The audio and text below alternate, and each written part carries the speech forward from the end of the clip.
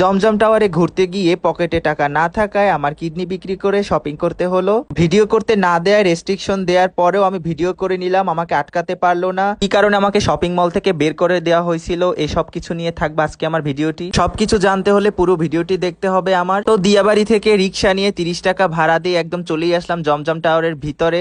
এখন এই এসকেলেটর দিয়ে আমি উঠলাম, মনে হয় জীবনেও কখনো উঠি না এরকম একটা পোস্ট পাস নিতেছি আমি। তারপর সেকেন্ড ফ্লোরে চলে গেলাম, এখানে এসে দেখলাম যে যত রকমের গ্যাজেট আছে সব আছে এই ফ্লোরে। আরেক পাশে যেতে গিয়ে দেখলাম যে এখানে চশমার দোকান আছে, কিন্তু আমার তো চশমা কেনার কোনো প্রয়োজন নাই। চলে গেলাম টাইটান ব্র্যান্ড ওয়াচের দোকানে। আপনারা তো সবাই টাইটান চিনেন যে এটা একটা ব্র্যান্ড। এখানের ওয়াচগুলো অনেক সুন্দর হয়, প্রাইস রেঞ্জও অনেক বেশি হয়, 10,000 টাকা থেকে শুরু করে লাখ টাকার ঘড়ি এখানে পাওয়া যায়। গাইস, আমার এখনো সামর্থ্য হয় নাই এই ঘড়ি পরার আর কেনার, সো আমি এখান থেকে এখন স্কিপ করলাম। ভাবছিলাম কিডনিটা বিক্রি করেই ফেলবো, কিন্তু না, বাঁচতে তো হবে। ঘড়ির দোকান থেকে বের হয়ে আমি থার্ড ফ্লোরে যেতে লাগলাম, বিকজ কিনি আর না কিনি পুরো টাওয়ারটা ঘুরে দেখতে হবে যে কোন কোন ফ্লোরে কি কি আছে। এ কারণে আমার ঘুরে ঘুরে দেখা, তাই সবকিছু ভিডিও করে নিলাম আপনাদেরকেও দেখানোর জন্য।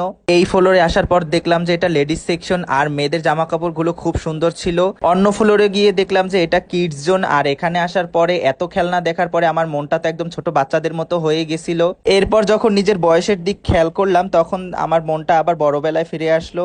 সামনে কিছু দূর যেতেই দেখলাম আমার পছন্দের এলিয়েনের দোকান। আমার এলিয়েনের দোকানের জামা কাপড় অনেক পছন্দ, বাট এখন কিছু কিনবো না বলে আর ঢুকলাম না। চলে গেলাম সোজা লিফটে উঠে একদম সোজা নিচে চলে গেলাম, কারণ সেখানে একটি সুপার শপের দোকান আছে, দেখি ওখানে গিয়ে কিছু কেনা যায় কিনা। ভন ভন ভন ভন করে চলে আসলাম সুপার শপের দোকানের মধ্যে। এখানে এসে দেখলাম টাটকা টাটকা ফ্রেশ ফ্রেশ ফল, সবকিছু র্যাপিং করা ছিল, দাম ছিল অনেক বেশি। আমার কাছে মনে হয়েছে যা এখানে ছিল বিদেশি খেজুর। এই কাঁঠালটাকে টাচ করতে নিষেধ করছে, কিন্তু আমি টাচ তারপরও করব, কারণ আমি করবই। পর কিছু দূর সামনে যেতেই দেখলাম যে মাংস আছে, অনেক রকমের মাংস, নল্লি, তারপর গরুর মাংস, খাসির মাংস, মুরগির মাংস ছিল। এগুলো সবকিছু র্যাপিং করা ছিল আর ফ্রিজিং করা ছিল।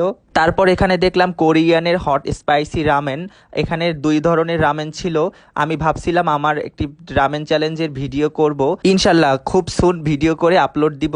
এখানে ছিল চকলেট, অনেক রকমের চকলেট, কিটক্যাট ছিল। তো কিটক্যাট 2টা ছিল 180 টাকা করে। চকলেট দেখে তো আমাদের জিভে একদম পানি চলে আসলো, তাও আমরা নিজেদেরকে কন্ট্রোল করলাম। এরপর যে কাহিনীটা হলো, আমি জানি কি ভুল বলছিলাম আর ও আমার সেই ভুলগুলা বারবার আমাকে বলতেছিল। তারপর আমি রাগ করে একদম মল থেকে বের হয়ে যাচ্ছিলাম। চল কেন যাইস না।